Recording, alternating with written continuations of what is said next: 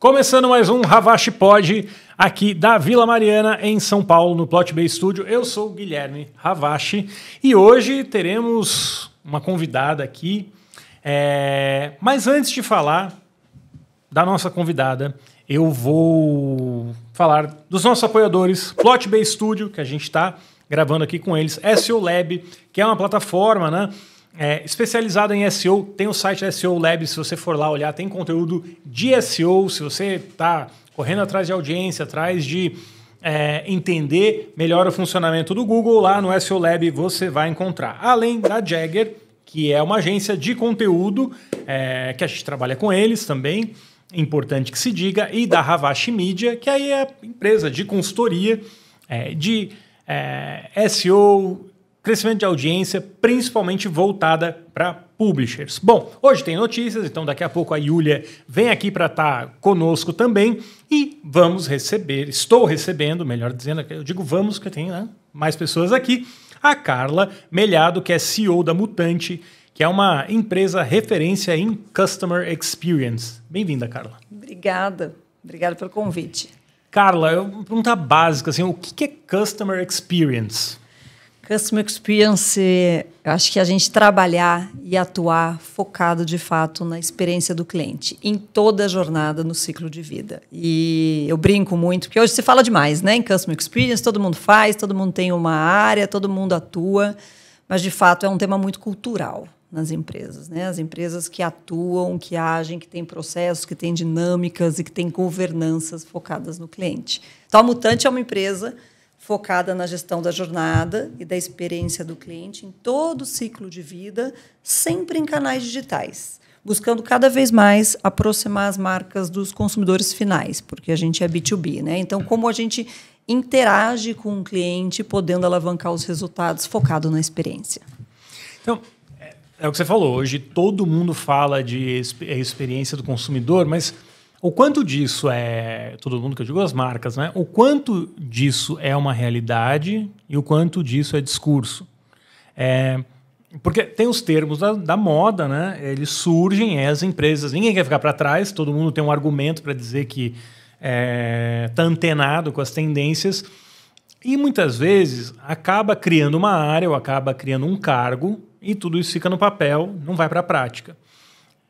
Hoje isso de fato acontece ou pela própria concorrência do mercado, isso está se impondo de não ser só um discurso, mas de fato ser prática dentro das empresas? Sim, eu tenho certeza. Hoje eu tenho muito mais segurança de que isso é uma prática, não é um desejo, e acho que temos os desafios, né? É um desejo de todos, e a maioria dos desafios hoje estão na quantidade de processos e na falta de simplicidade dos processos da companhia, e ainda na inabilidade que algumas companhias, que o mercado tem de entender o comportamento do consumidor final.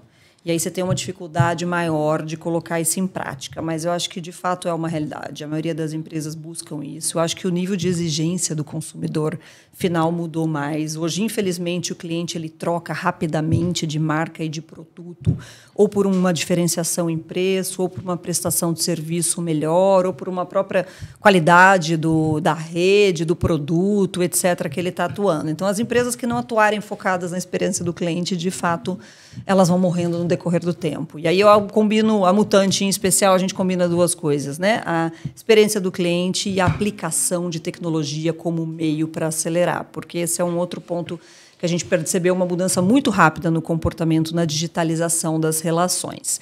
E a Mutante é uma empresa pioneira na humanização das relações digitais, porque a gente só atua em canais digitais. Quando eu falo gestão de jornada, gestão de experiência, eu estou falando... Não vai estar na gôndola, por exemplo. Exatamente. Vai estar no universo digital. Estou falando do desenvolvimento de uma interface de voz, de uma interface de texto, de um WhatsApp, de um aplicativo, sempre de um canal digital. E, infelizmente, a pandemia foi muito triste, né, para a humanidade como um todo, mas ela acelerou etapas em tempo muito curto, porque a conveniência na prestação de serviço e a exigência acelerou de uma forma muito rápida. E como a gente faz isso sem perder a humanização, sem perder o entendimento do cliente e conseguir entregar os níveis de exigências atuais? Como consumidor, qual é a minha experiência hoje em dia? Por exemplo, quando eu vou ligar no banco, eu morei nos Estados Unidos, lá eu ligo no banco, um humano me atende. E eu fico super feliz. Eu ligo no Brasil, eu brinco que eu entro no círculo do inferno, do Dante, porque me joga para um menu eletrônico que joga para outro menu e aí eu não consigo um humano que me atenda mais. Eu já tive conta em banco aqui no Brasil. Eu cancelei, porque falei, não dá. Para eu ter investimento num banco que não quer me atender, eu prefiro não ter conta. É disso que a gente está falando também? É disso também, mas eu acho que isso tem muito a ver com a estratégia da companhia, com o perfil do cliente que ele atende, porque você percebe que indústrias eles são muito mais digitalizados, automatizados e preferem prestar um atendimento sem um nível de humano tão avançado, muito decorrente do negócio. Quando você olha outras indústrias, por exemplo, em saúde, o setor, a indústria de saúde, ele quer que você fale com a pessoa humana. Então, ele tem um tema do comportamento, do emocional, da saúde mental muito mais forte. Então, a indústria acaba direcionando. Mas eu acho que a tecnologia, principalmente a inteligência artificial generativa, ela traz uma evolução muito grande, porque você consegue aplicar de forma tangível situações que você fala com o robô e acha que está falando com o humano. Uhum. E é óbvio que tem uma estratégia muito grande por trás. Eu falo que são 3 grandes pilares, né? Você tem que olhar o tema de tecnologia, dados, que é fundamental, e design. Como você aplica essas 3 coisas para você conseguir propiciar para o seu cliente uma jornada fluida, que ele não perceba. Hoje a gente tem casos práticos com interfaces digitais, tanto na entrada como na saída do atendimento, do relacionamento, onde o consumidor final ele acha que ele está falando com 2 pessoas, só que ele está falando com 2 robôs. Um muito mais humanizado e um outro menos. Então, ele entra... Acho que o exemplo que você deu ele é ótimo. Você entra numa interface lá de voz, digitando com quem você quer falar, você está falando com uma máquina. Na hora que você fala que vai para o humano, muitas vezes o humano não é mais um humano. Ele é um agente cognitivo de inteligência artificial que consegue replicar muito bem as iniciativas e as ações feitas por um humano. E o quanto as marcas têm que ser transparentes em relação a estar falando com humano ou não humano?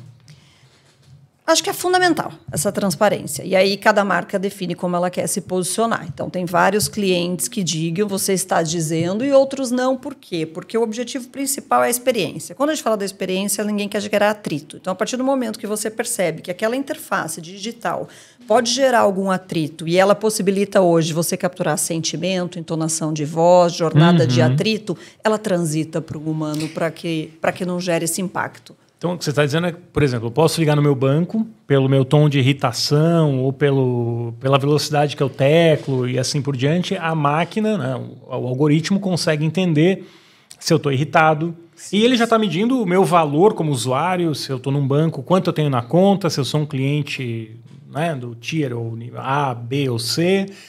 Tudo isso já é possível fazer. Tudo já é possível. Então, eu consigo entender quem é você, qual é o seu consumo, qual é o seu contexto, você é um cliente recorrente. Se você me ligou ou me chamou de um texto há 2 dias, qual foi o assunto que você tratou? E dependendo do assunto que você tratou, e se você tem uma recorrência, eu já facilito a sua jornada e consigo te colocar no seu ponto. Eu diria que 85% a gente acerta o principal motivo de contato. Pela sua entonação, se a gente está falando de um WhatsApp, por um emoji que você coloca, eu consigo perceber que, opa, cliente com estresse, e a partir daí você direciona a jornada. E o quanto o WhatsApp no Brasil se tornou importante muito em jornada consumidor? Porque é um número muito impressionante, relevante, né? É muito impressionante. E a gente testa em vários clientes, aí falando de texto como um todo, né? Independente da voz, porque tínhamos o SMS, agora o WhatsApp. E apesar do custo ser menor, se discute muito isso, né? As conversões são exponencialmente maiores. Então, ele é um canal muito, muito, muito efetivo. O custo do WhatsApp ele é menor do que o custo de um... Ele é maior. Mas ele como é maior... a conversão é muito maior, por exemplo, para eu te convencer a comprar um produto meu, talvez por SMS, eu tenha que falar contigo 15 vezes, que é uma abordagem horrorosa. O cliente sendo incomodado o tempo todo. Por WhatsApp, em 2, 3 interações. Então, independente se o custo é mais alto, quando você olha o custo do cliente, ele é muito menor. E a jornada é melhor, né? Não sei, cada um tem o seu comportamento, né? Mas a gente tem muito que ser usado no Brasil. As pessoas estão acostumadas a usar o WhatsApp no Brasil, muito acostumadas. Então, a gente já testou em várias jornadas, seja na jornada de venda, seja na jornada de relacionamento, de fidelização, de retenção e até de recuperação, cobrança de crédito. é indiscutível os percentuais de conversão muito superiores, tanto no canal de WhatsApp quanto com a inteligência artificial generativa. Porque a gente sempre atuou com inteligência artificial, já que a gente é uma empresa digital, mas muito determinístico, que é exatamente o que você falou. Gosto de ser mais didática, né? O determinístico, eu liguei, ou eu teclei opção 1 para isso, 2 para aquilo. Quando você entra com a generativa, é um caminho muito mais aberto. Ele passa a usar a linguagem natural, né? Então ele vai entender natural. O que eu estou conversando ali com a máquina, né? Mas nós entendemos ali onde, depois de testar muito esses modelos, a gente percebeu que o segredo do sucesso, de fato, é você ter múltiplos agentes. Apesar que a tecnologia ela tem uma capacidade exponencial, quando você pega uma jornada, vou dizer na prática, vou dar um exemplo aqui, uma jornada de recuperação de crédito. É uma jornada simples, eu não tenho vários assuntos para tratar contigo, mas eu tenho, em média, 2 ou 3 agentes. Eu tenho um que faz abertura contigo para ter certeza que é você, fazer uma identificação e minimizar qualquer risco. Eu tenho outro que te disponibiliza o que eu tenho de oferta e eu tenho um terceiro agente que faz o closing dessa negociação. E um quarto que conecta todos esses. E esses agentes não necessariamente são todos humanos ou todos... Todos digitais. Todos digitais. Todos digitais. Todos digitais. E aí a gente aprendeu que quando você trata qualquer frente, qualquer ciclo por tema, ele é muito mais efetivo. Porque são as famosas alucinações, né? Que a gente fala da máquina. Você limita a alucinação. Então, você tem vários agentes conectados, liderados por um quarto ou quinto agente, e você limita a possibilidade de alucinação. E quando alucina, como que a empresa reage? O que a empresa faz? Como ela identifica que houve um problema no atendimento, né? Hoje a gente tem uma solução que mensura a alucinação considerando a base de dados e de conhecimento que a gente tem. Mas essa também é uma outra facilidade, é a atualização dos dados. Então, você consegue instantaneamente fazer uma correção de uma informação. E quando você trabalha por tema, a gente faz um trabalho contrário, Guilherme, porque hoje no mundo determinístico, você diz o que deve ser dito para o cliente, né? Então, eu fico imaginando hipóteses do que pode surgir naquele diálogo, naquela conversa. Na generativa por tema, eu digo que ele não pode fazer. Então, eu tento restringir os caminhos que ele não pode seguir. E, a partir daí, eu consigo minimizar a alucinação. Mas esse, para mim, é um tema muito de paradigmas, porque vamos ser sinceros e transparentes aqui, né? Você fala que a alucinação está em faixa de 10%, 15%. Vamos pensar no atendimento humano, com a quantidade de informação que a gente tem, com a quantidade de processo que existe nas empresas, com a quantidade de sistemas legados que as empresas têm que atuar. O erro humano, ele acaba sendo muito alto, não pela capacidade humana, mas pela complexidade do ecossistema. Então, é muito mais fácil você controlar uma máquina e esses percentuais acabam sendo menores do que a gente tem, de fato, num atendimento humano, numa interface. Se discute muito sobre o fim do emprego, né? Ou a gente ir para um lugar em que tenha menos vagas em várias áreas. O teleatendimento, né? A pessoa que atende o telefone para resolver questões dentro de call center, né?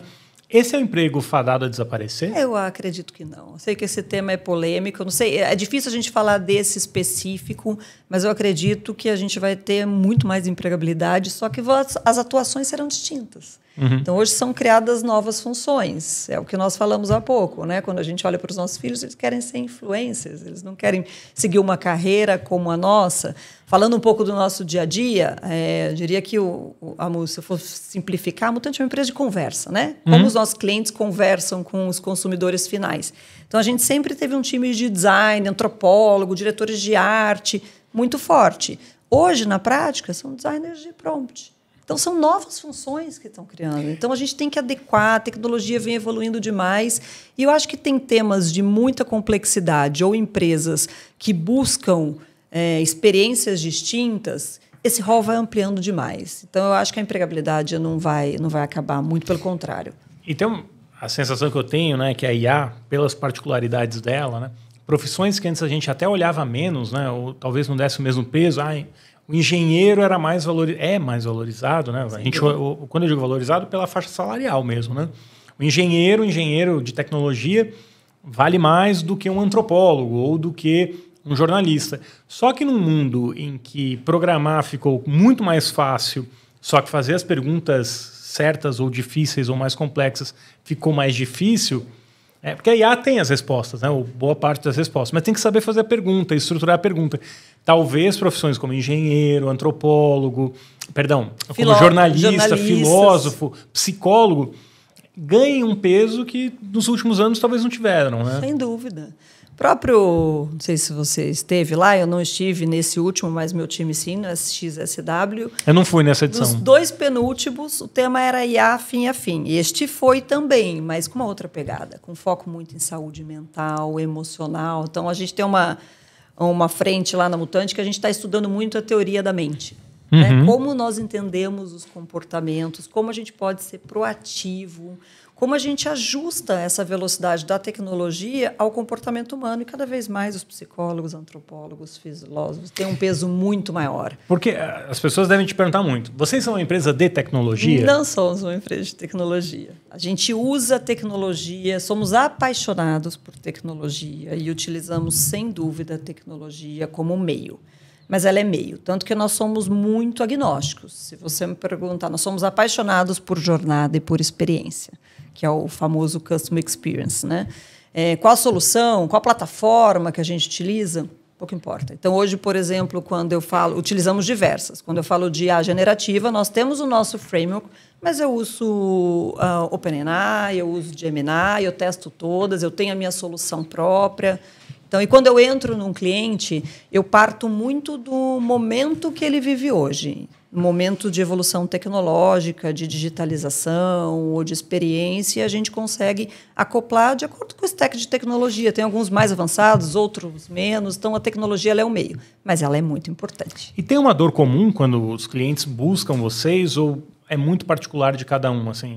Ou normalmente, comigo, normalmente o pitch é assim, quando me chamam, né? Não, eu preciso ter mais audiência para ganhar mais dinheiro. Eu diria que mais de 90% dos casos comigo acontece isso. Com vocês é semelhante?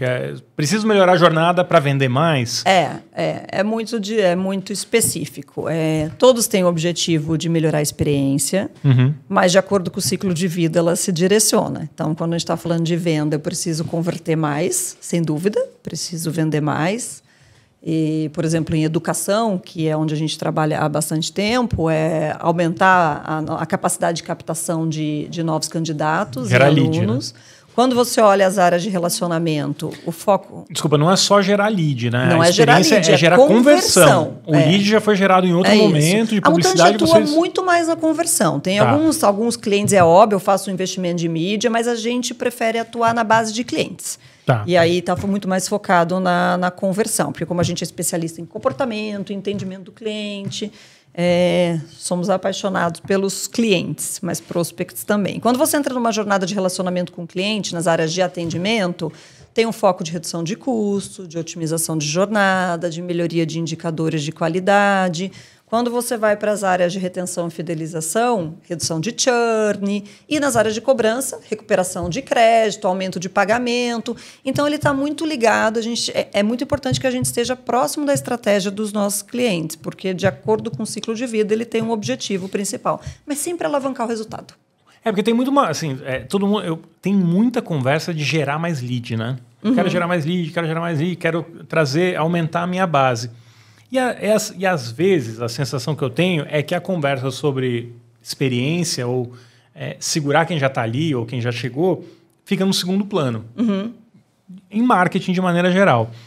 É uma visão antiquada, é claro que é, mas assim, isso está mudando dentro das empresas ainda tem essa coisa do não, vamos captar o maior número de pessoas para depois, vamos trazer para depois resolver como que a gente vai cuidar dessas pessoas aqui dentro? Eu percebo um movimento diferente já. É lógico, sempre tem que respeitar as indústrias, né? Cada indústria está em uma maturidade, mas eu acho que hoje as coisas caminham mais juntas. Que é o que você está comentando. No passado tinha muita venda sem qualidade, né? Eu preciso trazer o cliente para dentro. O cara botava um anúncio na TV, ia para o site não dava conta do número de visitantes que entravam no site. Hoje é muito raro essas situações. E eles sempre têm um foco muito maior no cliente. Eu acho que o nosso maior desafio das empresas hoje, Ravache, é conectar essas informações e conseguir dar um tratamento, uma experiência única para o cliente, porque as áreas ainda são muito verticalizadas com seus objetivos comuns. Mas eu acho que as organizações já têm uma visão do todo. O desafio ele é mais técnico e operacional, eu diria, não cultural. Eu acho que o mindset ele já mudou, mas não é simples, né? Tanto quando você me pergunta qual o maior desafio de vocês hoje, junto aos nossos clientes, é como a gente consegue orquestrar tudo isso. Porque o ideal seria que em qualquer interlocução que você tivesse com a empresa te conhecesse, entendesse o teu contexto, entendesse o seu momento. E hoje, às vezes, não é simples, porque dependendo se você liga por uma interface de voz ou de texto, muitas companhias não conseguem conectar esses dados.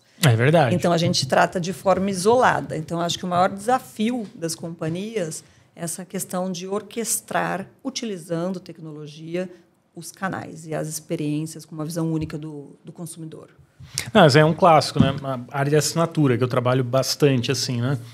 O cara já é assinante e continua recebendo promoção de assinatura. E aí você frustra o usuário, né? Porque ele está pagando, às vezes ele está pagando X, vem uma promoção dizendo que ele poderia pagar metade do que ele está pagando. É um cliente recorrente. Ele já está lá dentro, está pagando mais caro e está vendo que ele está pagando mais do que o outro que está chegando agora está pagando. Por que é tão difícil corrigir essa questão? É meio óbvio, né, para todo mundo na cadeia, né? Todo mundo está dentro da empresa sabe que o cliente que já é assinante não deveria receber uma campanha dizendo que dá para assinar pela metade do que ele está pagando. Mas ainda assim acontece. É uma limitação de CRM, de operação? Onde está o gargalo? Eu acho que ela é mais de CRM, principalmente dos stacks de tecnologia que hoje não são integrados. Eu acho que teve um movimento muito forte, principalmente depois da pandemia, dessa integração, que é o que a gente fala do multicanal. Então, são duas etapas. Uma é você ter acesso à informação, que o CRM que propicie isso, e outro é a cultura para que você possa atuar. E aí você percebe que essas empresas mais novas, digital, acaba sendo um pouco mais simples o processo, né? Porque é muito mais difícil você mudar algo que já existe, né? Que não tem legado, do que você começar o novo. E acho que tem um segundo ponto super importante também, que eu vou voltar no tema de processo. Então, assim, a gente tem que ter uma pegada mais ágil de que se esse processo não deu certo, se não está gerando valor, joga no lixo. E, às vezes, as empresas temem muito a mudar o processo. Quando você pega as empresas novas, digitais, elas jogam muito o acerto e erro muito mais rápido. Então, elas têm um apetite muito maior ao risco do que algumas outras indústrias. E é lógico, depende do business, né? É simples falar aqui olhando como usuária final, ou quem está trabalhando numa atuação de simplificação da jornada. Tem os riscos, né? Tem os impactos em churn, em redução de receita, em crescimento. Cada um tem a sua estratégia, óbvio. Mas hoje qual é a maior limitação? Quando o consumidor, né, ele entra em contato com uma marca, aí ele diz, o banco é um clássico, né? Banco eu tenho... É o meu pesadelo, assim, aqui no Brasil. Mas aí você entra em contato com o banco, não é esse setor, é outro setor. Aí você vai para o outro setor, também não é esse setor aqui, é um outro setor ainda. E eu entendo que banco é mais difícil porque, de fato, tem legado. Mas quando a gente vai para algumas marcas... Tem legado e risco, né? Exatamente. Compliance. Assim, mas quando a gente vai para algumas marcas digitais, é tudo resolvido online. Eu não sei se eu estou falando com 1, 2 ou 3, mas eu sei que está tudo resolvendo ali. E, óbvio, o legado facilita, né? Bancos digitais são mais jovens, mas também não tem uma questão da cabeça de quem está nesse banco, de como ele opera, ou... Estou me colocando aqui de advogado do diabo, né? Ou, para o consumidor de um banco tradicional, ele está tão acostumado a ser atendido daquele jeito que ele não quer a experiência do banco digital. Até que ponto isso me irrita porque eu não sou o cliente para o banco tradicional, ou é uma falha de processo do banco? Tem como avaliar isso ou mensurar? Eu acho que acho que sim, mas é um pouco híbrido. Acho que a sua colocação ela é perfeita. E aí a gente volta nos processos e no ecossistema tecnológico. As empresas que são mais antigas, elas têm uma cabeça estruturada muito mais por processos antigos e com um stack de tecnologia mais fragmentado. As empresas novas já começam do zero e com uma cabeça muito mais aberta e tomando muito mais risco. Então, eu percebo na prática com os nossos clientes que eles mudam rapidamente e testam com muito mais facilidade vários modelos de negócio. Então, tem uma abertura maior para a flexibilidade e para o nível de exigência do consumidor. E, às vezes, vou fazer um parênteses aqui, às vezes são pequenas coisas que é o que nós aprendemos aí na história, né? São pequenas palavras que mudam a relação com o consumidor. Então, sempre antes de digitalizar... Como assim, por exemplo? Digitalizar, vou dar um exemplo prático vou dar um disso. exemplo muito simples. E quando você vai fazer um atendimento de uma telecom, e a gente está muito acostumado a falar a fatura tem problema, eu preciso ajustar a fatura. E aí, quando a gente escuta o cliente que deriva para o humano, o que ele está pedindo? A conta, né? Ele fala a conta, ele não fala a fatura. E, querendo ou não, quando você olha a dispersão social do brasileiro, acertar uma ou outra palavra faz muita diferença no entendimento do consumidor. Então, quando você vai lá e muda aquela palavra, não fala fatura, fala conta. O cliente fala conta. Ou quando você tem uma reclamação técnica e você fala seu problema técnico, o seu defeito, o cliente não está entendendo. É o seu sinal, a sua televisão parou de funcionar, a sua tela azul. Então, é você falar a linguagem do cliente. Então, por isso que a gente tenta se especializar cada vez mais no comportamento, na escuta, no comportamento do brasileiro, no comportamento daquele perfil por faixa etária. Então, a gente percebe aí... tem uma diferença muito grande quando você atua com um adolescente, com um jovem, com uma pessoa mais da nossa idade, né, da minha idade, a famosa geração prateada. Então, dependendo do produto da empresa, quem se relaciona mais com ele é a geração prateada. Ela não é tão digitalizada como um adolescente. Então, com esse cara, eu preciso ser mais didático. As fraseologias, como eu me comunico com ele, eu tenho que falar de uma forma mais lenta, sem gíria, comunicando de fato o que ele precisa. Com um jovem, precisa ser direto, ele tem nem paciência para escutar ou para ler um texto muito grande. Então, de fato, é você se adequar ao teu comportamento final, até o consumidor final. Quando a gente fala de Customer Experience, qual o erro mais comum das marcas? Olhar para a empresa e não olhar para o cliente, para o desafio interno das empresas e não para o consumidor final. Vou citar alguns, né? Porque eu acho que se fosse um só, estaria fácil, né? A experiência estaria ótima. Então, acho que uma é olhar mais para a empresa do que para o consumidor. Um outro super importante é não olhar prioritariamente para a dor. Eu acho que a gente quer propiciar experiências incríveis, mas quais são as dores? Vamos falar nas dores, porque são as dores que geram mais insatisfação. E um terceiro também super importante é não dar autonomia para as pessoas atuarem. As pessoas que são responsáveis. A falta de autonomia é um limitador da qualidade do atendimento. E é super compreensível, né? Quando você fala de um banco, tem risco de fraude. E é o que você comentou. Às vezes você liga em uma empresa e você passa por várias interfaces. Por quê? Porque tem um processo por trás que impede que o Guilherme faça aquele processo num primeiro nível. Ele não tem autonomia para fazer um ressarcimento num primeiro nível sem uma análise de uma área de fraude, uma área de segurança. Então, esse é um motivo muito importante de insatisfação, a falta de autonomia. Mas não tem um fator, um complicador, talvez, que, assim, historicamente, a gente vem de um lugar, né? Vim de grupo de mídia. Eu publicava no jornal, se falava no rádio, eu falava, estava falado e a pessoa tinha que receber e era isso, acabava ali. As redes sociais, obviamente, mudaram essa relação. Se você não gostou, você vai lá, comenta, fala. E a comunicação que era top-down, né, que era o veículo fala e outra pessoa recebe e consome, né, silenciosamente. Podia comentar na família, mas não saía muito daquilo. E hoje a gente vai para um lugar que,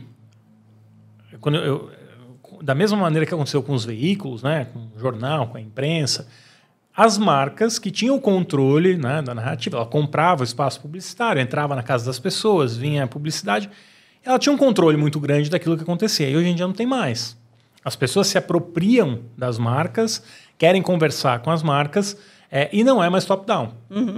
Mas, ao mesmo tempo, tem uma tensão, porque dentro das marcas ainda se quer o controle. Como muito jornalista ainda quer falar, eu vou falar e não quero ser questionado. Que funciona cada vez menos. Isso, de fato, acontece com as marcas. É um desejo de controle que não cabe mais no mundo que a gente vive? Acontece. Acho que é uma necessidade ainda, né? Pelo menos no Brasil, isso é muito forte, acontece demais. E esse é um tema quando você fala, uma coisa é risco, outra coisa é erro. A gente tem que separar muito bem, né? Tem empresas que têm o tema de risco para o próprio consumidor e outro que é falha. E a falha, a tecnologia, ela endereça praticamente quase que integralmente quando a gente fala da generativa, que foi o que eu comentei contigo. Quando você diz o que ele não pode fazer, você tem um controle quase que total da máquina, né? Quando você limita. Quando você está falando do ser humano, você nunca sabe, dependendo do dia, do humor, do que ele viveu, o que ele pode dizer, falar, e você só consegue atuar a posteriori. Então, eu acho que o tema de falha, assim, agora, risco, eu acho que ainda é muito cultural e depende muito dos negócios. Não acredito que esse é um tema que a gente faz uma transformação rapidamente.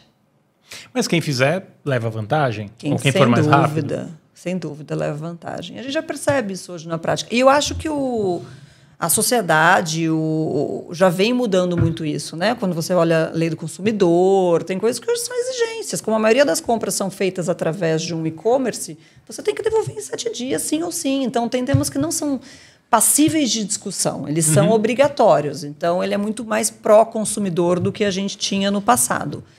E aí, eu acho que também está muito ligado, Guilherme, à indústria, né? É difícil a gente falar de banco. Quando você olha telco, quando você olha saúde, é muito mais flexível. Qual é a indústria que está mais à frente ou mais na ponta quando a gente fala de experiência do consumidor? Em inovação, você percebe muito telecom e finanças. Tá. Agora, em experiência, eu acho que todas estão caminhando. E eu acho que as digitais estão mais avançadas pelo tema que eu disse de tomar risco, de já nascer num mundo digital com uma complexidade menor. Mas esse tema é polêmico. Assim, você pega a Amazon, por exemplo, é uma empresa que... Mercado Livre. Eu lembro da Amazon que assim, o Bezos, né, desde que começou, o consumidor em primeiro lugar, menores preços possíveis, mas com a melhor experiência, ou experiência aliada a preço. Então, o Mercado Livre, eu acho que é outro exemplo. Eu acho que são empresas que me parecem estar na vanguarda, até porque é isso, vem...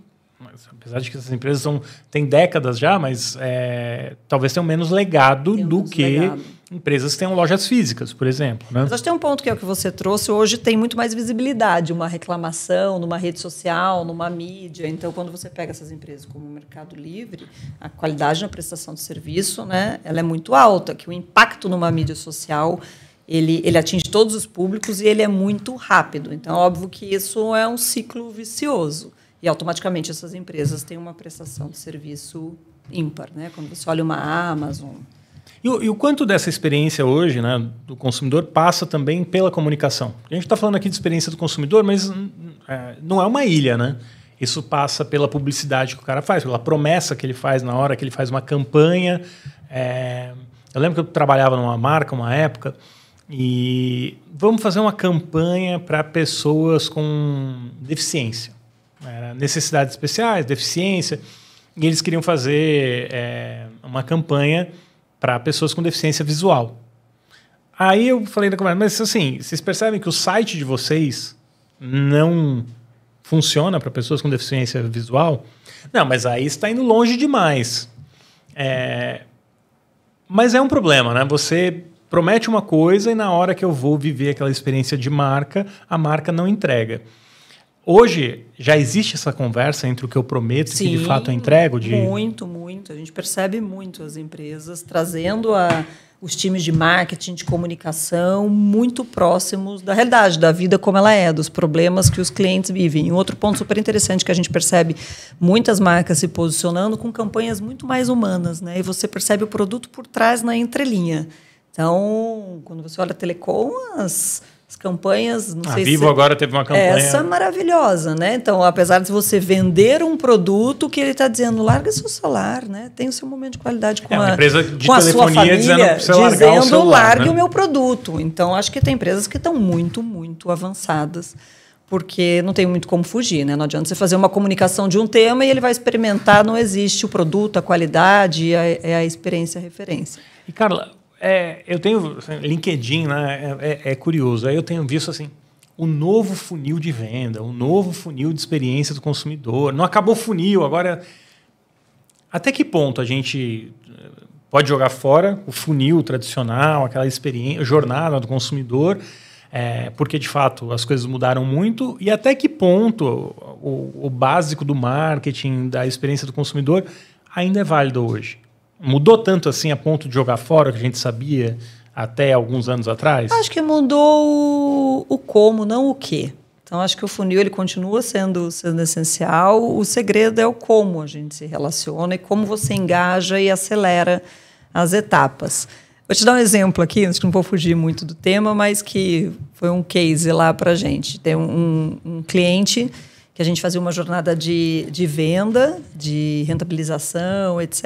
E você lembra da época daquela música? Acorda, Pedrinho. Não sei se você lembra, nem sei quem canta. E a gente testa várias abordagens.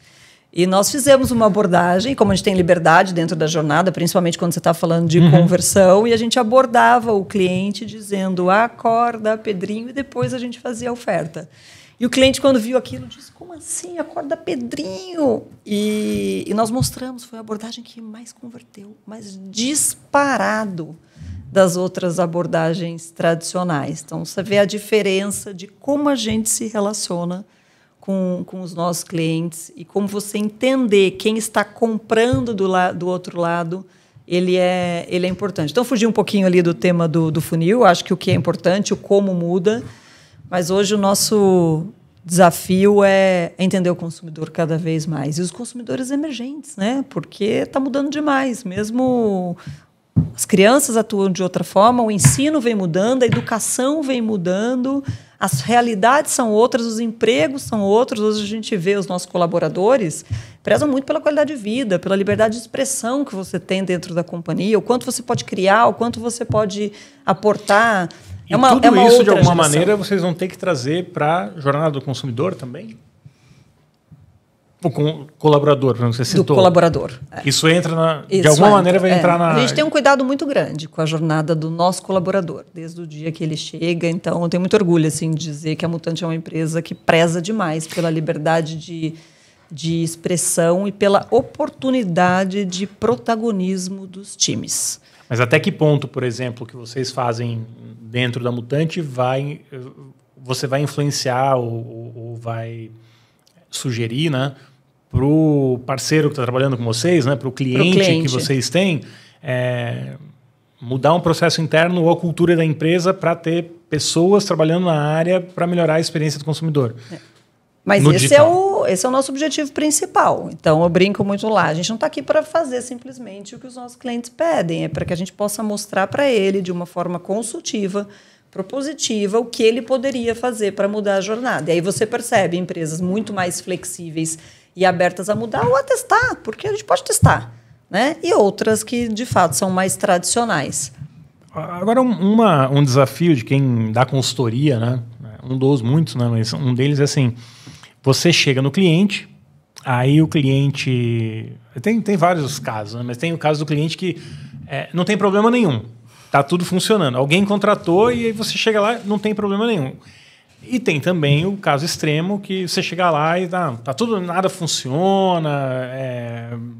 Enfim, nos dois pontos. Mais oportunidades.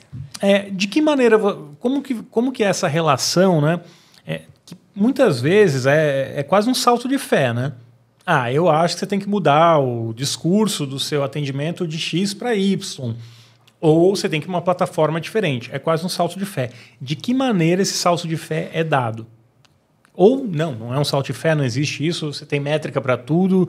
Como que é esse processo de convencimento hoje? Acho que como hoje a gente atua em várias indústrias, a gente acaba tendo muita referência e bench com cases práticos e tangíveis de sucesso. Então, a gente sempre tenta levar o que o mercado está fazendo, é óbvio, os casos de sucesso e de insucesso, que às vezes os cases de insucesso acabam motivando mais rápido do que os de sucesso, e a gente sempre tenta, quando é uma empresa que tem uma etapa maior de convencimento, seja pela estrutura dela de governança ou pela cultura, tentar testar modelos, né? Tá mais flexível a testar em públicos controlados, em jornadas específicas, de menor risco, para que eles possam experimentar. Mas a gente combina tanto levar bench de mercado com empresas que já estão fazendo com resultados muito positivos e tentar pilotar um pouco de forma controlada, que minimize qualquer risco. E outro tema que é muito interessante, né, que é muito ciclo, a gente percebe uma troca muito grande. Eu adoro as empresas que trocam de profissionais rapidamente, porque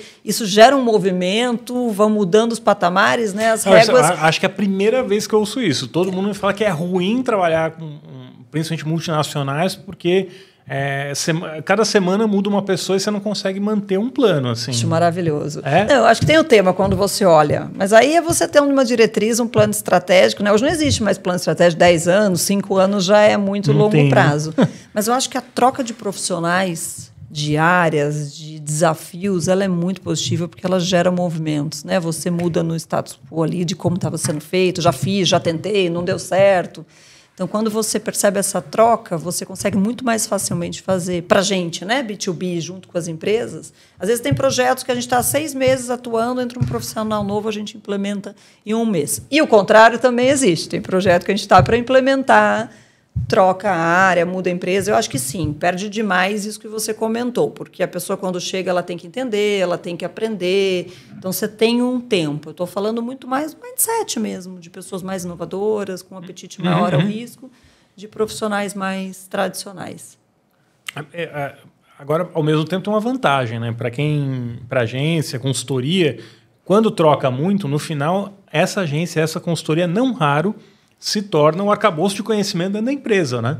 Porque ninguém tem um histórico e é ali na agência. O que eu fiz 1 ano atrás mesmo, que eu não estava aqui? Ou vou fazer essa... Não, então a gente já fez essa campanha 3 anos atrás, não deu certo por causa disso, disso e disso. As empresas têm usado o recurso da consultoria, da agência, dessa maneira também? Como esse arcabouço de conhecimento que se perde, uma troca constante? A minha sensação é que sim. Você acha que sim? Eu acho. Até porque te exime da responsabilidade, né? A sensação que eu tenho é que a agência, a consultoria, ela cada vez mais é a bucha de canhão, entendeu? Não deu certo. Ideia da agência. Passa, troca a agência. É que eu acho que é diferente. Então, eu vou facilitar aqui. Quando a gente fala de agência, sim, utilizam muito, sem dúvida. Porque é bem isso, é quase que você tem alguém endossando. Quando você olha consultoria, eu percebo um comportamento distinto, porque a gente tem uma história muito de consultorias que vem, desenho, e na prática a gente consegue ver a implementação. Apesar do mercado ter mudado, as consultorias hoje têm muito mais modelos success fee, etc. Então, a consultoria eu não sinto mais que as empresas utilizam ela como uma necessidade de aprovar, de dar força, de endossar e acelerar. As agências, sim. Porque até para as grandes consultorias, né? Quando a gente fala McKinsey, as que fazem tudo, né? Você quer uma consultoria para, sei lá, para decorar o banheiro, o cara vai dizer que ele tem. E talvez, eu acho que até esse modelo está sendo repensado, né? A consultoria que sabe tudo está sendo muito bati aqui no microfone. Está sendo muito questionada no mercado. Tanto que o modelo de negócio das consultorias mudaram. A grande maioria hoje é success fee. Quase ninguém mais contrata uma consultoria por um valor fixo sem garantir que, de fato, o que ela disse vai acontecer. Tá.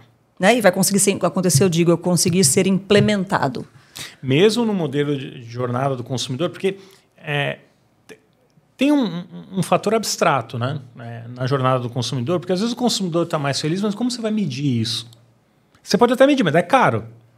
Vou pegar um grupo aí de 1.000 consumidores ou de 100 consumidores, que seja, vou fazer entrevista ou vou rodar pesquisa, encarece. É um pouco menos, porque hoje tem uma das empresas do grupo da Mutante, que é a Mira, que é uma empresa de insights e qualidade, que ela faz muito esse trabalho. Então, hoje, com a tecnologia, você consegue facilmente fazer a transcrição. Caiu muito custo. A transcrição de um volume de interações muito alta, com um custo muito mais baixo e muito rápido.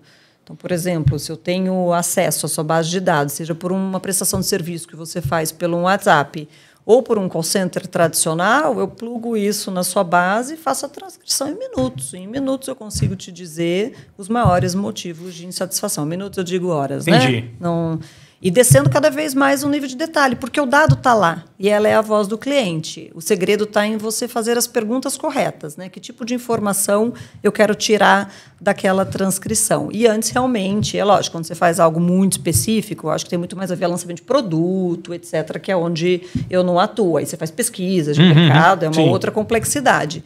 Mas hoje, para você avaliar a mensuração, você não precisa mais fazer pesquisa, colocar em sala, focus group. Isso aí mudou muito esse mercado. Já aumentou a velocidade. Né? Porque você tem a voz do cliente diretamente aplicada numa tecnologia que te cospe em horas o que o cliente está dizendo em qualquer canal.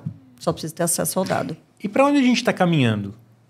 Qual é o futuro do mercado de experiência do consumidor? A IA, sem dúvida, é um divisor de águas, não só nesse setor, mas em vários. Mas para onde caminha...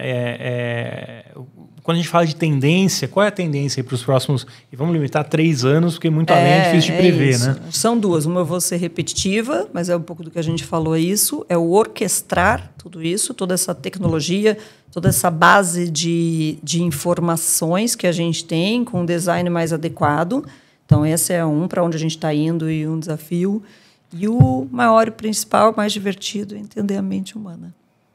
Acho que esse é o principal ponto, essa evolução do comportamento da mente humana e como a gente casa tudo isso, utilizando cada vez mais tecnologia e que as tecnologias sejam cada vez mais capazes de evoluir entendendo o comportamento humano para que as empresas possam ser mais assertivas e entregar os resultados necessários. Dá para a gente dizer que quanto mais tecnológico se torna a interação com o consumidor, o mundo, mais humanidade a gente vai precisar nessas relações? Sim, sem dúvida, sem dúvida. Por isso, até o tema que você falou, os empregos vão acabar? De forma alguma.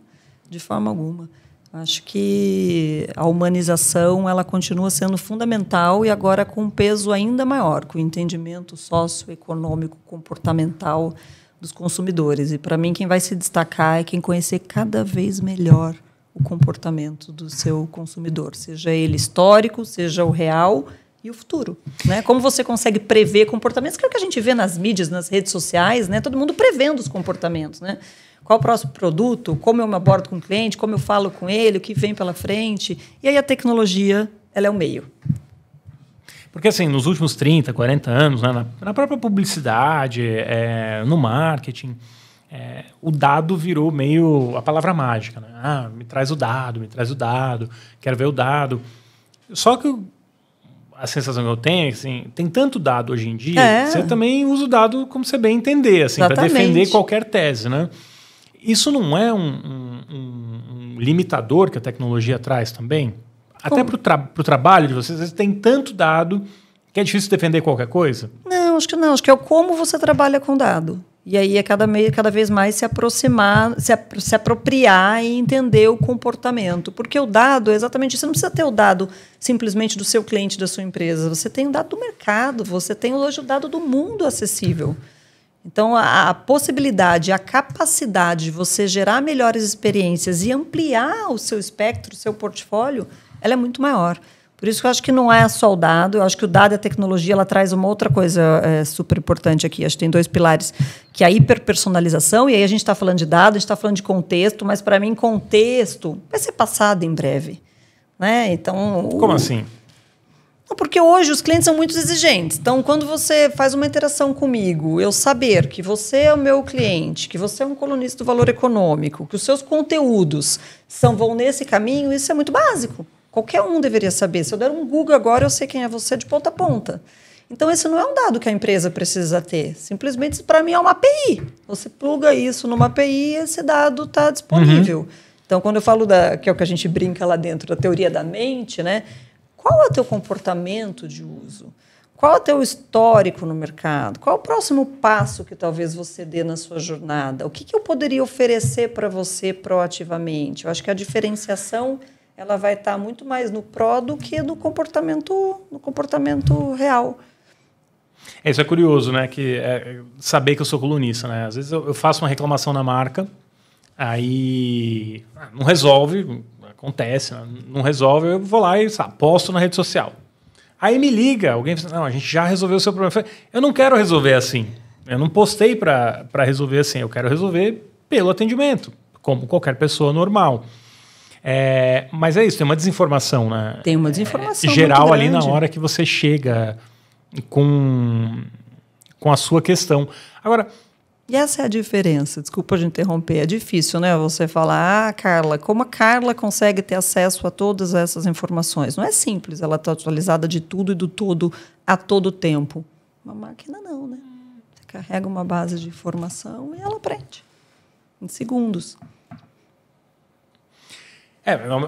mas até que O ponto ponto é o também como você não é você invasivo, né? Quando você tem... Se eu ligo, a gente já sabe que você é colunista ou que você é jornalista. Não, mas aí é o movimento contrário. Assim. Eu sei que esse tema é super amplo, né? E tem muitos riscos, oportunidades, desafios, e todo mundo está trabalhando em cima disso. Mas entra no ponto que eu disse da gente sinalizar o que não pode ser feito.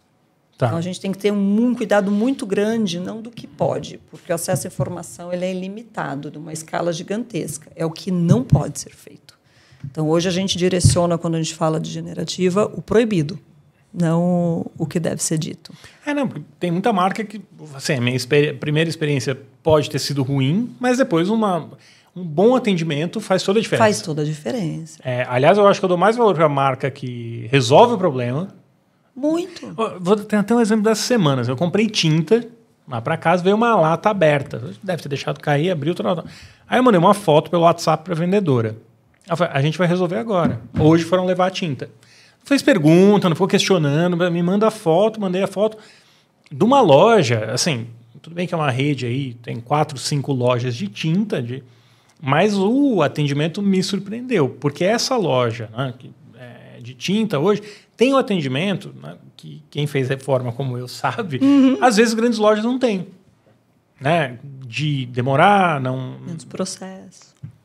Menos controle, né? Menos burocratização. E tem um outro movimento que eu percebo, que é nessa área, um bom segmento aí, material de construção, né? O vendedor... Também tive boas experiências, né? Mas o vendedor está virando um call center, né? Ele vende para você o produto, mas depois ele acompanha a entrega, ele te fala o que funcionou, né? E é muito louco porque você acaba tendo uma relação direta com o vendedor e o WhatsApp permitiu isso, né? Porque... Democratizou a relação, né? Democratizou demais. Agora, isso também não abre talvez não gere uma oportunidade para mais pessoas se tornarem empreendedores, vendedores. Porque as melhores práticas estão ficando mais acessíveis, né? Para você montar um call center era caro, é complexo, mas hoje barateou, num certo sentido, e integrar a IA, os grandes modelos, né, que grandes empresas podem contratar, multinacionais, né? Até o cara hoje de uma empresa pequena, média, talvez tenha acesso a esses mesmos modelos. Sim, sem dúvida. Os próprios e-commerces, né? Hoje você vê pequenas empresas. Em qualquer indústria, você tem N outros canais. E ainda vai evoluir muito, porque hoje a gente ainda tem um custo alto, né? Quando você fala de tokenização, como a gente opera... Pagar para cada demanda que é feita dentro da plataforma. É por token, tá? Eu sei que isso é muito mais técnico, né? Mas tem um custo. Como a gente faz para minimizar? Em 1 ano, 2 anos... Está despencando. Vai estar despencando, vai estar muito mais acessível. Então, acho que tem muita novidade. Muita Agora, coisa boa pela frente. Para vocês que estão na jornada do consumidor no dia a dia, lidando com empresa grande, pequena, média, você vê como uma oportunidade ou como um risco? O quê? Essa democratização da tecnologia. Como uma oportunidade. E do acesso. Uma oportunidade. Oportunidade gigante. Muito bem, Carla, tem alguma coisa, alguma questão que eu não te perguntei que você gostaria de acrescentar? Não, acho que foi ótimo. Adorei nosso bate-papo. Muito bem, então. E para as pessoas que querem conhecer mais sobre a Mutante, sobre o trabalho que vocês fazem, onde elas encontram mais informações? No próprio site da Mutante, está disponível. No site. Tá ótimo. Nas redes sociais, né? Mas já está nas... No site tem as redes também. Já estão todos lá, né? Nas redes sociais, LinkedIn, no site. Muito bem, obrigado. Obrigada a você. E agora, vamos às notícias da semana sobre tecnologia, entretenimento. Hoje o destaque vai para as Big Techs. Big Techs, falamos bastante do tema aqui, né? O tema é relevante, importante. Bem-vinda, Yulia. Obrigada.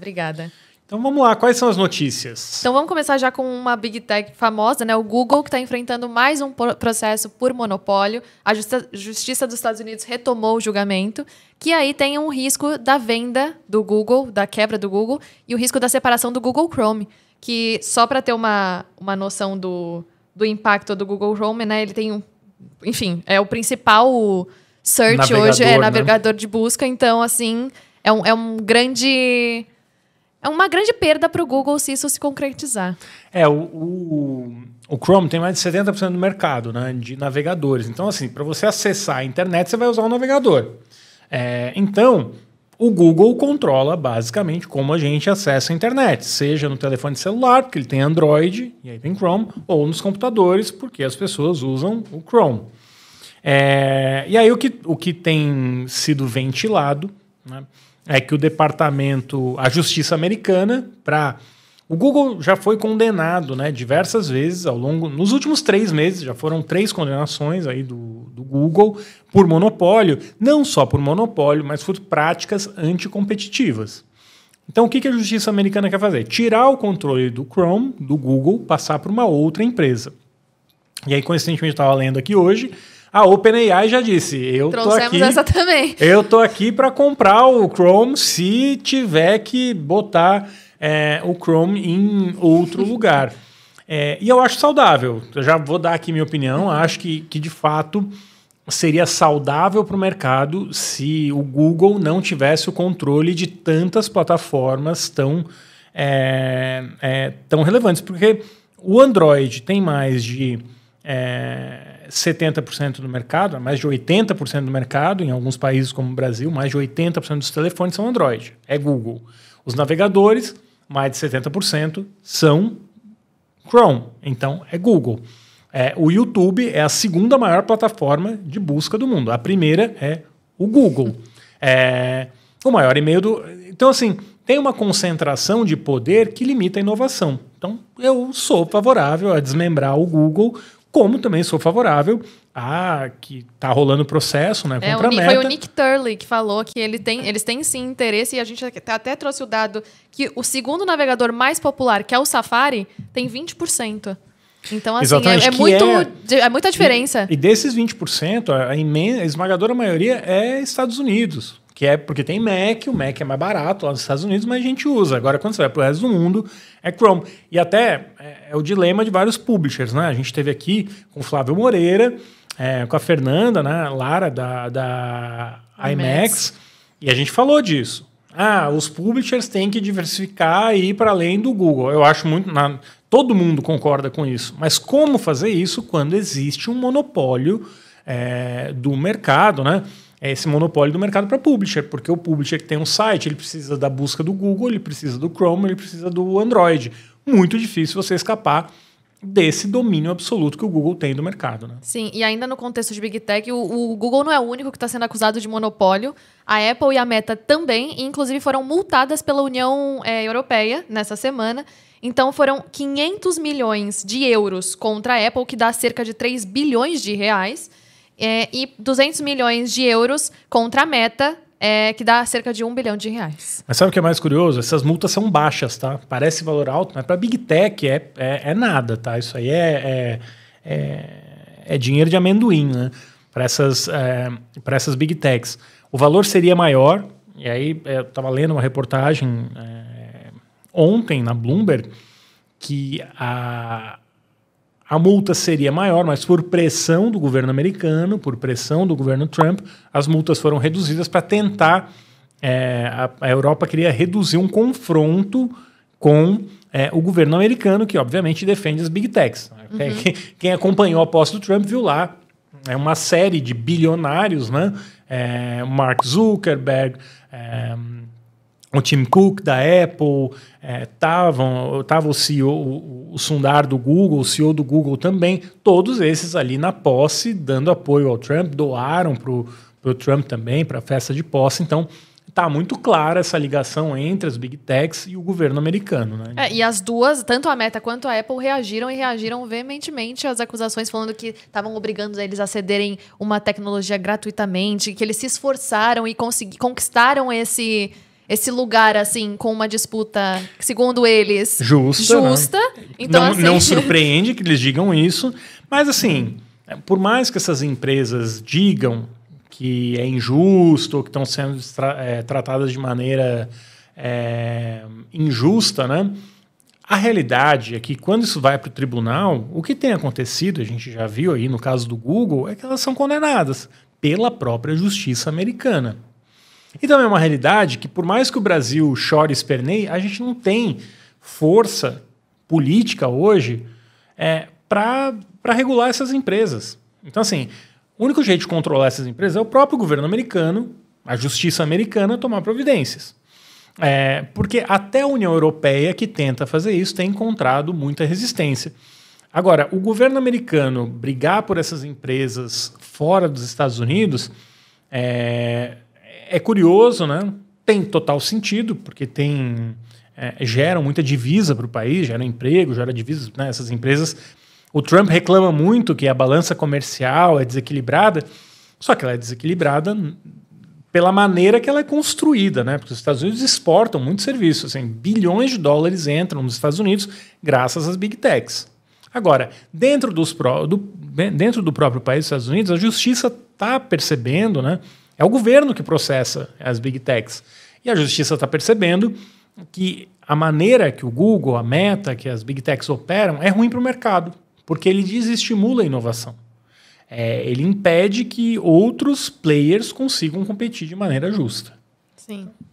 E a competição aí aumentando, a OpenAI, além de querer comprar o Google Chrome, também, segundo fontes, segundo The Verge, para ser mais precisa, está trabalhando numa rede social similar ao X nesse momento. A OpenAI não falou nada sobre isso, não confirmou essa informação, mas segundo o The Verge, o projeto está em estágios iniciais e o Sam Altman já está assim testando e perguntando para as pessoas o que você está achando, como você vê isso. Então, daí tem uma especulação de que está sendo criada uma rede social pela OpenAI. Faz muito sentido, né? O X usa os seus dados, se você está no X, são usados para treinar lá o Grok, que é a IA do X. Como a Meta e o Instagram também usam os dados, né, o que a gente publica nessas redes para treinar as IAs dela.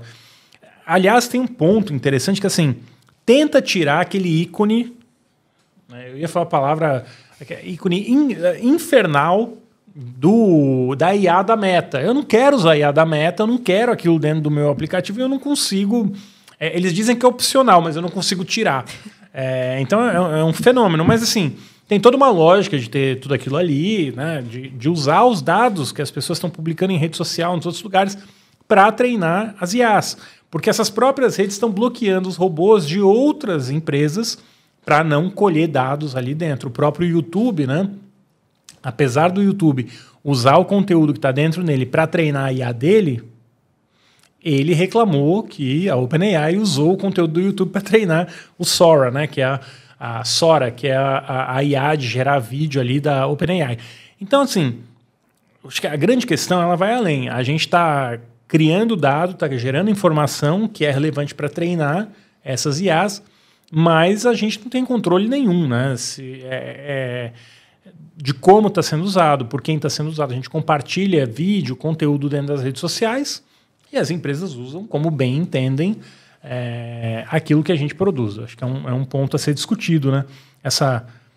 O direito sobre o dado, né? Que eu acho que, de fato, a gente está olhando muito para trás nessas questões da justiça americana, com o processo de monopólio. Está claro que acho que não tem, ninguém discute muito que é um monopólio, né? As decisões estão aí para quem quiser ver. Mas talvez a questão seja assim, como que a gente garante que não vai ter um monopólio para frente, daqui por diante, né? E isso, do meu ponto de vista, passa muito pelo controle dos dados. Você conseguir fazer a portabilidade dos seus dados e limitar o quanto de dado uma empresa pode ou não usar. Eu acho que a capacidade da pessoa ter a propriedade do dado dela e escolher como ele vai ser usado é o que vai determinar se as empresas têm tanto poder como elas têm hoje e tendem a ter cada vez mais ou menos. De maneira que seja mais equilibrada. Até saindo um pouco aqui do script, mas provavelmente já vai estar nas redes sociais nesse momento, um vídeo, né, que está nas redes sociais de Havashi, para quem quiser, justamente que mostra isso, né, um óculos de inteligência artificial que é capaz de escanear informações das pessoas em segundos, sem você saber. Vamos colocar aqui dá para colocar a gente também na edição. Bem interessante. Então, assim, é o que você falou, a gente não tem noção do como nossos dados estão a fácil acesso. Uma pessoa na rua consegue chegar e já saber coisas basicamente pessoais. Um jornalista que adaptou o óculos da Apple, né? Desculpa, o óculos da Meta, né? Que ele adaptou esse óculos para filmar as pessoas. Quando filma a pessoa, tem uma IA lendo aquela informação e puxando os dados de redes sociais, puxando os dados que estão na internet. Então ele encontrava a pessoa na rua e dizia, oi, pediu uma informação, né, da onde é a entrada do metrô. Aí a pessoa dizia, por ali. Quando ela terminava, falava assim, não, você é fulana de tal, trabalha em lugar tal. Isso de fato vai acontecer, mesmo que se crie regra, bota a luz acendendo vermelha ali no óculos para dizer que está gravando, vai acontecer. Vai acontecer, vai estar no dia a dia, e a gente vai ter que aprender a lidar com isso. Sim. Tem que ter uma regulação, vai ter que ter... eu vi um post também do Ronaldo Lemos, né, sobre o uso de imagem nos prédios em São Paulo, né, que você vai, o cara te fotografa, tem a sua imagem, a LGPD garante que você tem, né, a propriedade sobre essa informação, mas mais que isso, né, que é a sua imagem, que ela tem que estar segura, né? Ela tem que estar protegida. E hoje você chega nos prédios em São Paulo, você não sabe para onde vai a sua imagem, você não sabe de que maneira está sendo preservada. Hoje mesmo recebi um comunicado da XP dizendo que os meus dados, né, as minhas informações vazaram. E aí? Tipo, você só o que acontece? Assim, como consumidor, péssimo, porque não é o primeiro vazamento que tem na XP. A resposta, assim, como consumidor, é fechar a conta. Não dá para confiar. Assim, pô, se meu dado não está protegido numa instituição bancária, não é um lugar que eu quero ter meus dados. Assim, não é um lugar que eu vou investir. E é isso, os dados estão aí, são públicos, então esse dado que vazou, o cara que está com a câmera vai ver o meu rosto, vai saber que tipo de aplicação eu fiz, porque quem teve acesso aos dados sabe inclusive que tipo de aplicação eu tinha dentro da XP. Então, desde o prédio até o dado que vazou da XP, a possibilidade de golpe é gigante. Sim. E para mim não está claro, assim, se eu levar um golpe com um dado que vazou da XP... A XP é responsável? Eu vou poder processar a XP porque foi de lá que vazou o dado? Então, acho que tem uma série de questões que a gente vai ter que... vão ser muito desafiadoras para a sociedade aí nos próximos anos, né?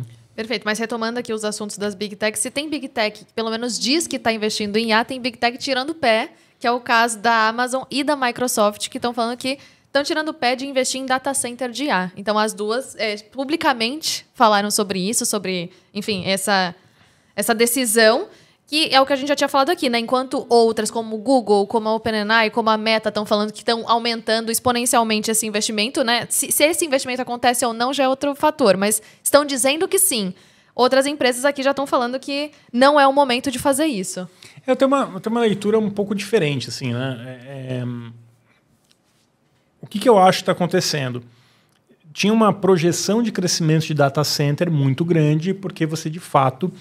precisava usar uma quantidade de chip muito grande para fazer, enfim, para ter as respostas, para usar a IA generativa, como a gente vem usando, né? E principalmente para onde ela estava caminhando.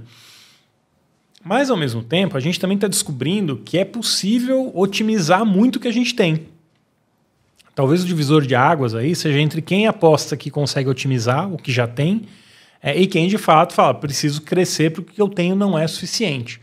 Quando a gente fala em Microsoft e Amazon, a gente já está falando de duas empresas que são líderes em data center, né? No mercado de nuvem hoje, a Amazon é líder, seguida pela Microsoft. O Google é um distante terceiro colocado. E a Meta, menor ainda. Então, olhar para a Amazon e para a Microsoft, eu tenho a impressão que tem uma capacidade de otimização do que já tem muito maior do que outras empresas que não...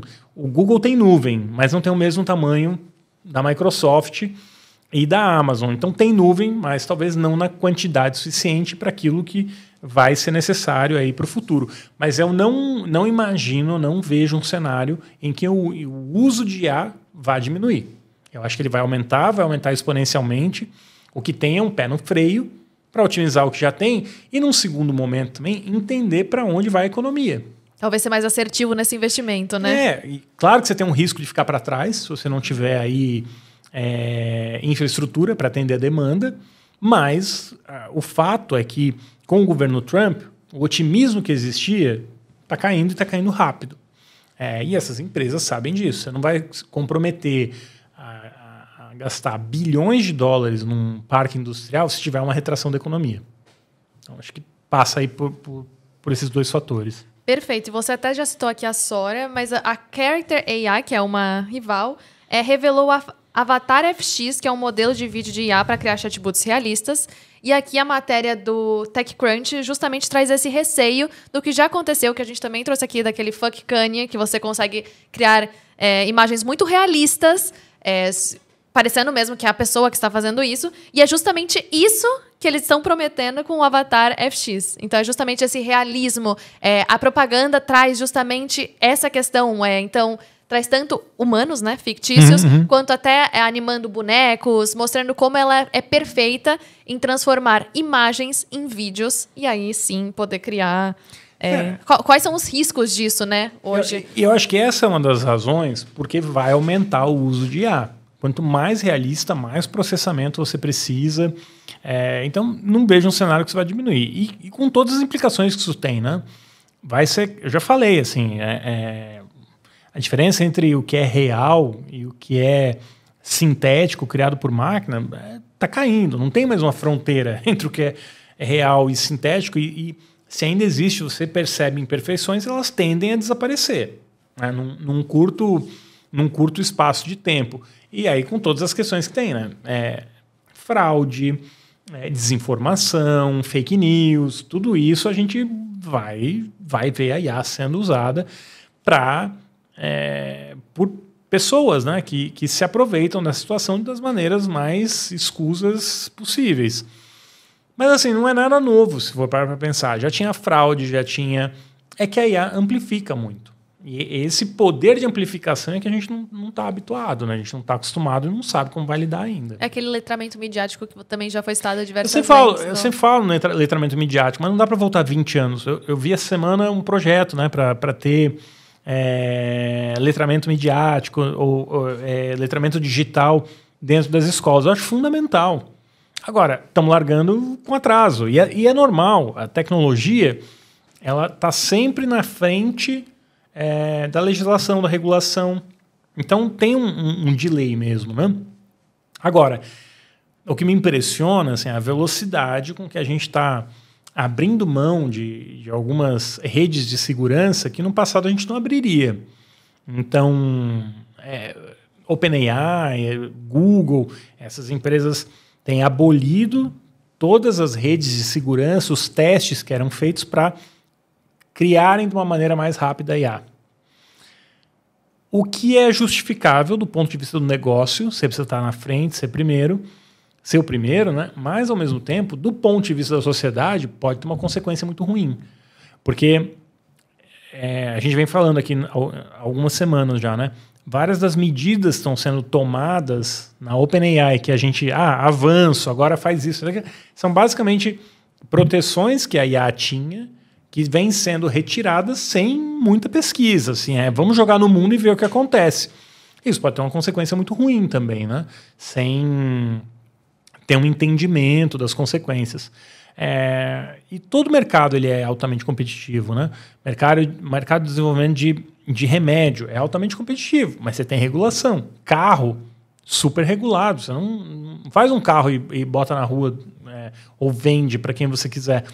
Tem todo um processo regulatório. A gente tem isso para carro, para remédio, para avião, para transporte, para os produtos básicos, assim, até alimento, né? Você passa no processo do Ministério da Agricultura, enfim. No caso da IA não tem nenhum. Então a gente está cada vez mais operando sem nenhuma rede de segurança, né? Sem testes. O Red Team, né, que eles chamam, que são os times que testam risco da IA, está sendo abolido. E eu acho muito preocupante, porque é uma tecnologia muito nova, a gente não tem entendimento dela, e as empresas sozinhas não vão parar. Precisa de um arcabouço regulatório para que isso seja imposto a elas. Perfeito. E mudando um pouco de assunto, mas não é um assunto novo, assim, muitas vezes já se questionaram, o robô vai tomar o lugar do humano? É possível que a gente seja substituído por robô? E a China exibiu robôs humanoides durante a meia maratona, então 21 quilômetros os robôs correram. E a gente trouxe aqui, o humano ganhou. O humano completou a corrida em 1 hora, 2 minutos e 36 segundos. E o robô completou em 2 horas... O primeiro, né, que completou a prova. 2 horas, 40 minutos e 42 segundos. Então, assim, mais uma vez, para mostrar essa evolução que está acontecendo, o robô correu, de fato, 21 quilômetros. Para não ser injusto aqui, só 2 completaram dentro do prazo que eles estipularam, que era de 3 horas aproximadamente. Mas foram 2 já que completaram, que mostram aí um certo avanço dos robôs. O conjunto de... A gente fala muito de IA generativa, né? O mais óbvio, porque está acessível para todo mundo. Mas é natural. Se não venceu esse ano, talvez no próximo, no outro, vai vencer. E daqui a pouco vai ter mais robô do que humano completando a prova. Se eu estiver correndo na prova, o robô certamente vai chegar na minha frente. Mas tem um ponto importante, assim, que a gente fala muito de IA, mas a gente às vezes esquece que a IA não é isolada, né? É a IA junto com robótica, né? Com desenvolvimento de robôs, junto com edição genética, biotecnologia, são campos diferentes do conhecimento que estão se integrando e um vai acelerar o outro, né? Então, o robô vira uma extensão da IA, uma extensão física, né? Da IA generativa. A IA generativa deixa o robô mais eficiente. A biotecnologia, você usa a IA para buscar novos compostos químicos, novos materiais. Novos materiais podem ser usados em robôs também. Então, essas 3 tecnologias juntas devem acelerar muito o processo de evolução da tecnologia. E, de novo, a gente fala muito dos riscos da IA, fake news, desinformação, mas o risco vai muito além disso, né? Ele passa também por biotecnologia, desenvolvimento de arma química, por exemplo. Fica muito mais fácil desenvolver uma arma química biológica com uma IA, né, do que era no passado. O robô... Bom, então, se alguém... num cenário aí futurístico, mas se alguém cria um robô ladrão... Gente, imagina que tudo que tem de segurança hoje talvez não seja preparada para um robô. Aí como que eu vou identificar quem programou o robô para roubar alguém na rua ou na minha casa? Ou, esse robô escala, ele vai subir prédio, vou ter que botar grade morando no 5º andar de um prédio. São todos... Porque assim, quando eu falo robô, a gente pensou provavelmente você pensou em humanoide, mas pode ser um drone. Sim. Né? Pode ser um drone, pode ser um robô muito pequeno, né, que passa por baixo da porta.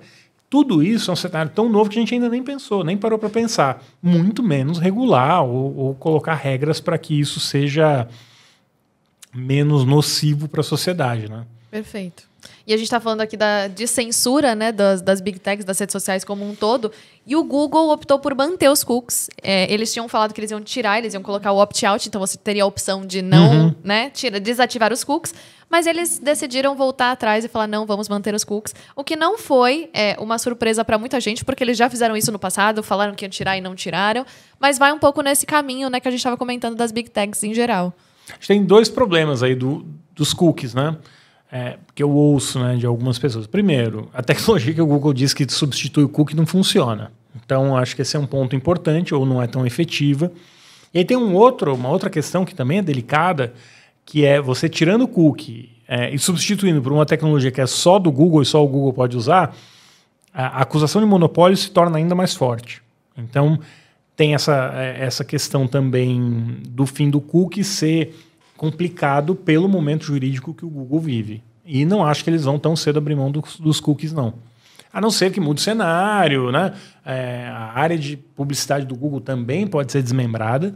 Não é só o Chrome que pode ser vendido, o Chrome pode ser desmembrado, a área de publicidade pode ser publicidade para publisher, por exemplo, né? Para veículo de mídia, para sites, também pode ser vendida pelo Google, ou o Google ser forçado a vender, né?